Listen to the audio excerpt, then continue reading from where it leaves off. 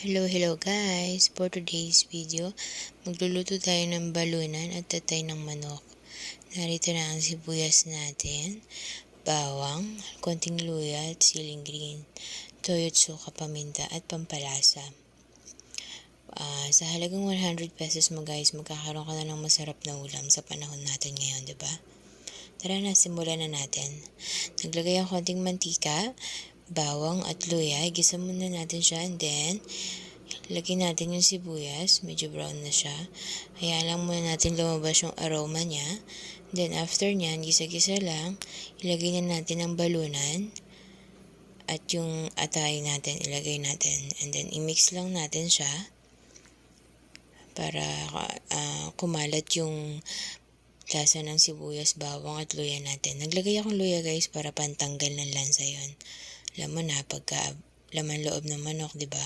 So, ayan na siya guys. Antayin natin siyang kumulo. Hayaan natin lumabas kusa yung katas ng atay ng manok at balunan.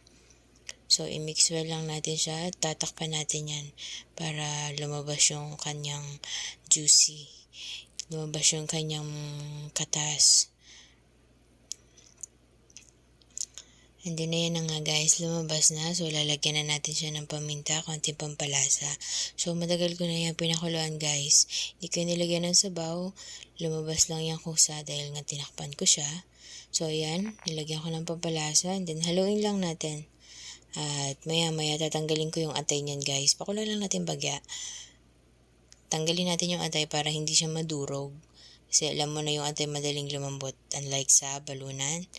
Iiwan natin yan at papakuluan natin. So, yan na nga. Tatanggalin na natin yung atay, guys. Matagal ko na yan siya pinakuluan. Hindi ko pa yan nilalagyan ng sabaw, guys, ha. So, yung katas niya pa lang yan talaga. Tanggalin muna natin yung atay. And then, mag-a-add tayo ng konting tubig para lumambot yung balunan at masatisfied tayo sa pagkain. Hindi siya yung makunat ba, diba? Mas masarap yung malambot and malalasahan mo talaga siksik yung lasa niya. So, mag-a-add lang tayo ng konting tubig dyan, guys. Lakpan ko lang muna. Ayan natin kumulo. Diyan. Mag-a-add tayo ng konting water.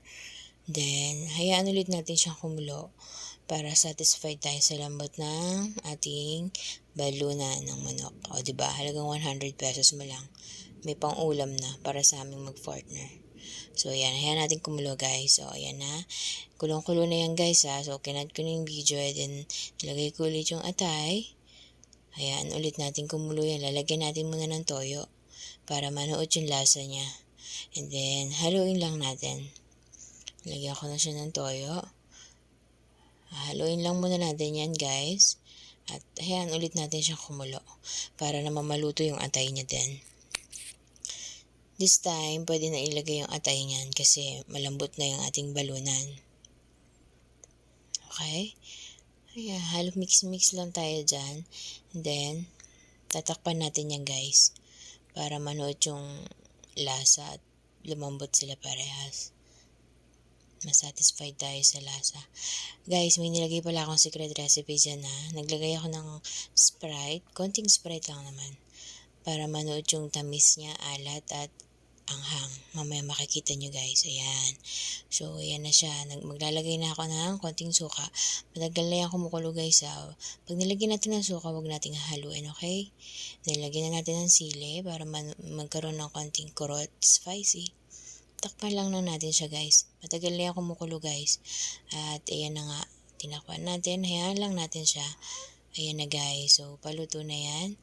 Makikita natin. Antayin lang natin konting madry yung sabaw niya. At yummy na yan. Tinikman ko na yan. At ito na nga ang kinalabasan ng ating adobong atay at balunan. Satisfied. Thank you for watching. Please like and subscribe to my YouTube channel. Thank you.